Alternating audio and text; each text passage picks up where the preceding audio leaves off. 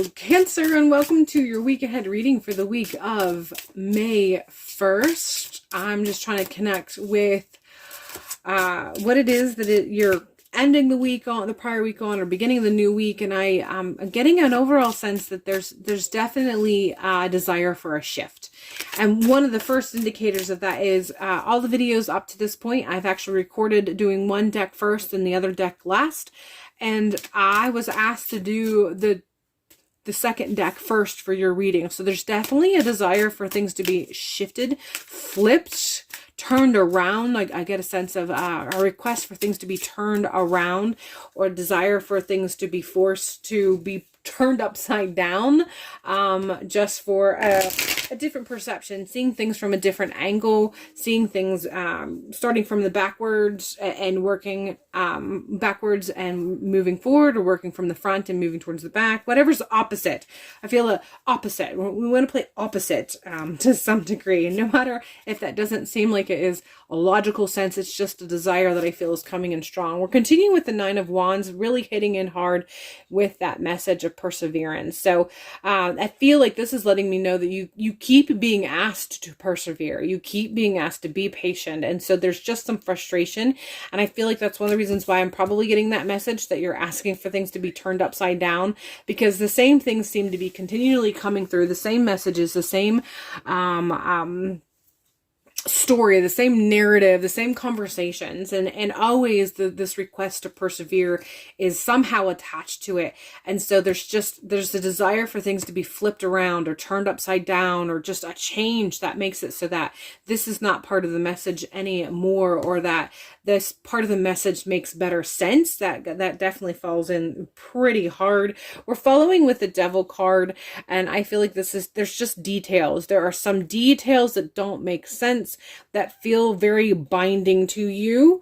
Some of them are, if not most of them, are things that you do actually have control over, but you haven't found the link in the chain that allows you to make the shift. Or you haven't found the key that's near you, but you haven't located it to unlock the chain, or whatever the case may be. So there's just,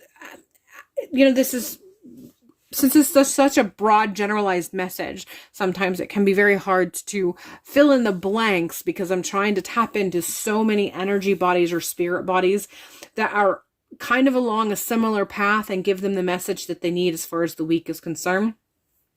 But this Devil card is letting me know that there are still some things that are seemingly in front of you, but you've yet to uncover. So it's like doing a puzzle, and you have all of the pieces in front of you, and you know all of the pieces to that puzzle are in front of you, and you're looking for that one piece for that one spot, but you're looking for that one piece in a pile of 200 pieces. So it seems like it's easy because you know it's right in front of you, but the truth is, it's not always that easy. Sometimes it takes time. So this is the sort of message that analogy or message that I'm getting through. And I know that it's frustrating. I understand it's frustrating.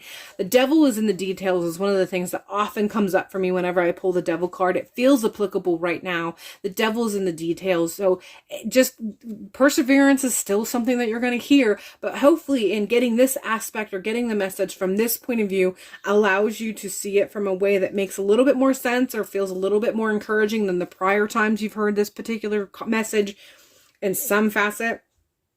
And if you need clarity, seek out someone that you know can give you clarity. If you pull cards, if you draw runes, if you do any form of divination, and you feel like that, you can do that, go ahead and do that for yourself. If you've been doing that and you feel like you're continually getting the same message over and over again, and you want someone else to give you that insight, there are so many resources online as far as finding a good reader that can maybe clarify this from a spiritual aspect. But sometimes it's just journaling and then having to move on. A lot of times we get messages and we think we understand them, but because of everything that's happening from a planetary alignment right now, there's so much shifting, there's so much occurring from an awakening standpoint, from a spiritual standpoint. Sometimes these things, there is a huge time frame from when we receive something or we understand something to when the absolute clarity comes through. And there are times where that time frame can be a couple years. So if you have gotten everything that you feel like you can regarding the situation, and there's nothing more that you can do as far as getting messages, channeling messages, getting a reading, whatever the case may be, maybe change the way you're asking the question so that you can take this from a different perspective. You know, what is it that you need to do with this information? And quite frankly, you might even get the answer is nothing. You just need to do other things while this is brewing. You know, and a good analogy of that is once you've mixed the ingredients for a cake and you put the cake in the oven, you have, you know, 30, 35, 40 minutes before that cake is done. You go do something else while you're waiting. The difference is that instead of the cake baking for 30 to 40 minutes, this is a life experience, and it might be weeks, months, and for some rare occasions, it can be a couple years. So you may need to just change how you're asking the questions. You know, because you've gotten the message that you're supposed to persevere. The Nine of Wands comes up and tells you to persevere. You know this already. So there could be a chance that you need to ask the question a different way, or ask a different question entirely. Or just ask for guidance for how you need to cope and move on while this is still working in whatever way that it is working that doesn't need your help. 10 of Wands is letting me know that this is really kind of becoming a burden.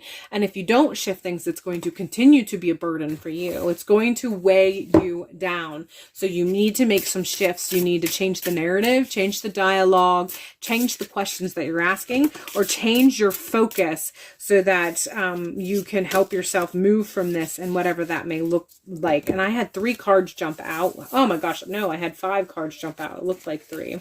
So I'm going to just pull these up because I feel like we need to. We have Book of Shadows. I feel like this is letting me know that there is something about your spiritual practice that you need to shift.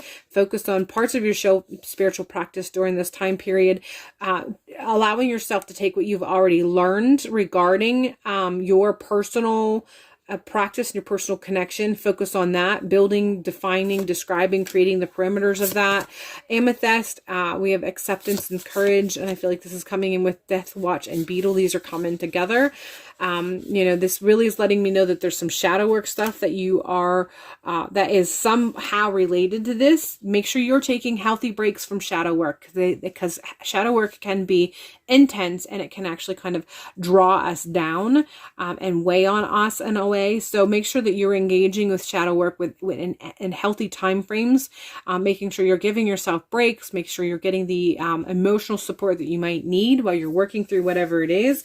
We're continuing with spell work, insight and resurrection, recklessness, and this is just letting me know that there is some works that you have already done that has brought on some of this. So you've participated in some workings that was requesting some changes, and that some of this shift is coming from that spell work. And that's also letting me know that you can continue your work.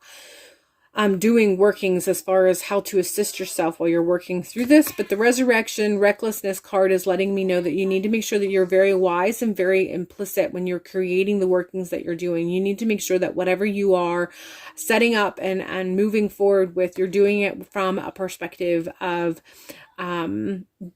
being logical, rational, and responsible. Make sure you have all of your T's crossed, your I's dotted, your portals closed, properly secured, so on and so forth. So as you move through this is some of the focus that they're asking you to make sure that you engage in to help yourself, whatever, however that may look. All right, Cancer, that's all I have for you for this week. It sounds like it's going to be a very impactful week. So hopefully you find some sturdy ground for you to operate with, and I will see you in a future video.